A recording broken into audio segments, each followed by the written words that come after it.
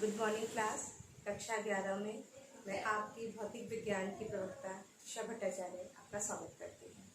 आज की क्लास में जो हम सीखने वाले हैं वो ये दो टर्म हैं, एक परिशुद्ध, एक यथार्थता। परिशुद्धता और यथार्थता।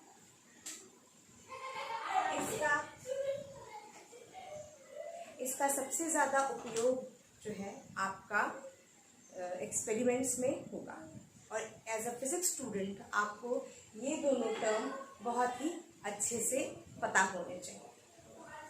इन दोनों टर्म को समझने से पहले एक उदाहरण लेके चलते हैं। आप सबने डार्ट बोर्ड देखा है जिसपे हम लोग निशाना मारते हैं। एक चक्री होती है, उस पर बहुत सारे सर्कल बने होते हैं और हमारा ये ध्येय होता है कि हम उसके सेंटर पे अपना निशाना, ये डार्ट बोर्ड है, ठीक है। ये एक डार्ट बोर्ड है, ये मेरा दूसरा डार्ट बोर्ड है, ये मेरा तीसरा डार्ट बोर्ड है, ठीक है। और निशाना मुझे, इसलिए सेंटर में बहुत सारे गोले होते हैं, मैंने इस गोले को लिया है। ये है मेरा जहां मुझे निशाना साधना है। समझ में आएगा? ये डार्ट बोर्ड है, ऐसे निशाना साधते हैं। हमारा एम क्या होता है कि हमारा यहाँ सेंटर में लगे। अब जो पहला बच्चा आया जिसने इस डार्ट बोर्ड पे मारा, उसने यहाँ मारा, यहाँ मारा, यहाँ मारा, यहाँ मारा, ठीक। इन जगह पर उसने निशाना साधा और यहाँ उसको लगा। जो इधर सेकेंड वाला स्टूडेंट आया उसने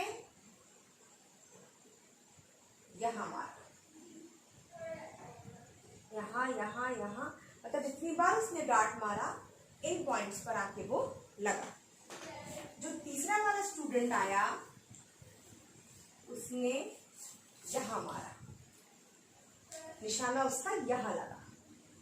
अब हम आपको बताते हैं इन्हीं तीन बच्चों को अगर मैं परिशुद्ध और यथार्थता के टर्म्स में एक्सप्लेन करना चाहूँ तो क्या होगा। ये बच्चा कहीं भी, इसका कोई भी प्रिसिशन नहीं, मतलब ये शुद्धता कहीं भी नहीं है, कभी यहाँ मार रहा है, कभी यहाँ, कभी यहाँ।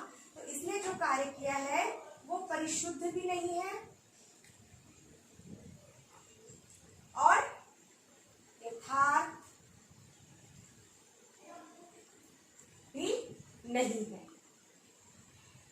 जो दूसरा स्टूडेंट है वो अपने एम पे नहीं मार पाया, लेकिन जहां भी उसने मारा एक ही जगह पर सारा क्लोज बाय मारा, मतलब उसकी टेक्निक सही है, टेक्निक में फॉल्ट नहीं है। बस थोड़ा सा अगर वो समझ जाए, तो थोड़ा सा उसको सिखाया जाए तो वो हो सकता है यही पांचों पॉइंट इसके यहाँ आ जाए। तो मतलब वो परिशुद्ध तो है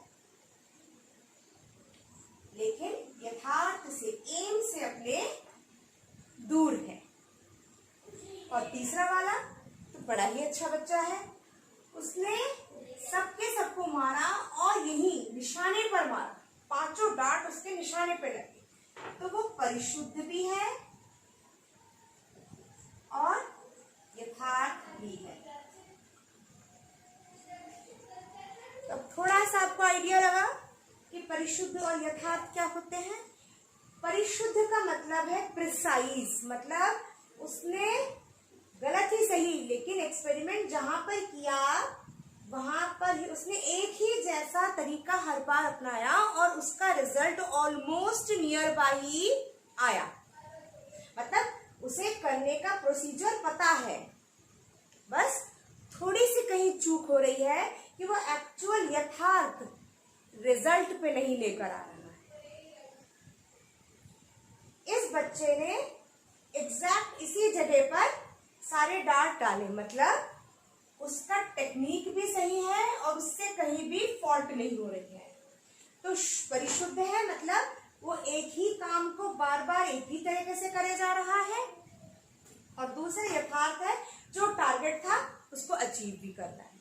जबकि पहला बच्चा ना तो वो परिशुद्ध है क्योंकि उसे पता ही नहीं शायद एक्सपेरिमेंट कैसे करते हैं। एक और उदाहरण लेके देखते हैं बच्चों।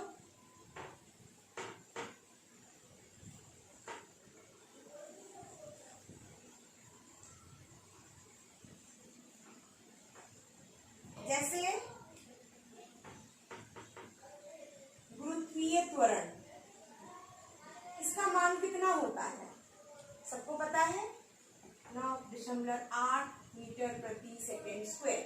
ठीक है, अब एक्सपेरिमेंट किया गया, 3 बच्चों ने एक्सपेरिमेंट किया, इनका रिजल्ट आया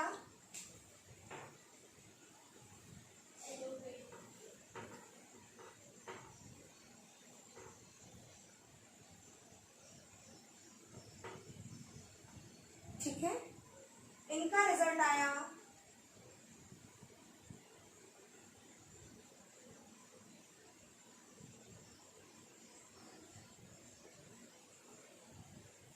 इनका रिजल्ट आया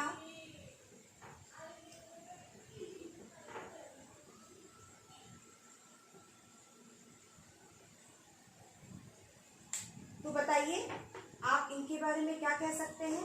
ये टारगेट से एकदम दूर है, इनको शायद एक्सपेरिमेंट करने का तरीका ही नहीं पता। तो इनका जो रिजल्ट है वो परिशुद्ध भी नहीं है और यथार्थ भी नहीं है, मतलब जो एक्चुअल रिजल्ट आना है वो भी नहीं है और जो इसने डाटा निकाला है वो आसपास वाले भी नहीं है, कोई कहीं एकदम कोई रिलेशन इनके बीच में नहीं है। सेकेंड वाले में देखिए डाटा ऑलमोस्ट एक सीरीज में है, मतलब कि इसे करने का तरीका तो आता है लेकिन कहीं कोई स्टेप में गलती हो रही है जिसकी वजह से रिजल्ट इसके आसपास नहीं आ रहा है, लेकिन जो कर रहा है वो हर बार एक ही तरीके से प्रिसाइज कर रहा है।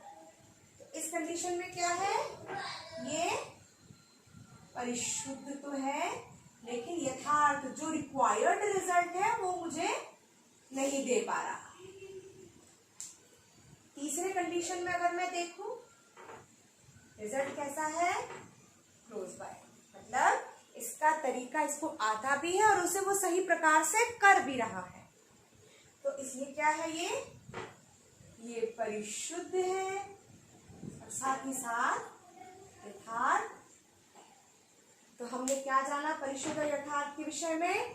परिशुद्ध जो होगा मतलब वो आपका रिजल्ट बार बार एक्सपेरिमेंट करने के बाद भी सेम आएगा, क्योंकि आप सेम टेक्निक का बार बार इस्तेमाल कर रहे हो, मतलब आपको प्रोसीजर आता है।